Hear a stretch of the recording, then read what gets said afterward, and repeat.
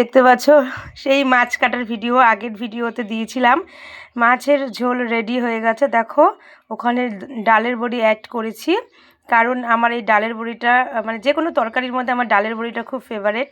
দেখো আলু দিয়ে ডালের বড়ি দিয়ে মাছ দিয়ে একটা ঝোল হয়েছে। আর এই দেখো চিংড়ি মাছের পকোড়া। তো তোমরা কে কে চিংড়ি মাছের বড়া খেতে ভালোবাসো তো সেটাও কমেন্ট করে জানিও। আমার তো মোটামুটি ভালোই লাগে। আর এখানে দেখতে পাচ্ছ সাদা ভাত হয়ে গেছে। তো ছেলেকে স্কুলে পাঠিয়ে দিয়েছি আর তোমাদের সঙ্গে তারপরে শেয়ার করছিলাম। মানে এতটা ব্যস্ত হয়ে গেছিলাম আমি যে ছেলেকে রেডি করালাম, খাওয়ালাম, সেই ভিডিওটা ভাবলাম অ্যাড করবো এর সঙ্গে, কিন্তু পারিনি, অনেকটাই দেরি হয়ে গেছে আজকে। যেহেতু সকালে একটু মেশিনে বসেছিলাম, আর যেদিন আমি সকালে মেশিনে বসি সেদিনে আমার স্কুল টাইমটা একটু দেরি হয়ে যায়। আর দেখো যেহেতু এখন ছোটোবেলা না, কাজ করে আমি কিছুতেই পারি না টাইমলি। তো এবার স্নান করব, মানে যে কাজগুলো আছে সেগুলো করে স্নান করব, পুজো দেব, তারপরে মেশিনে বসবো। তো টাটা ভিডিওটা।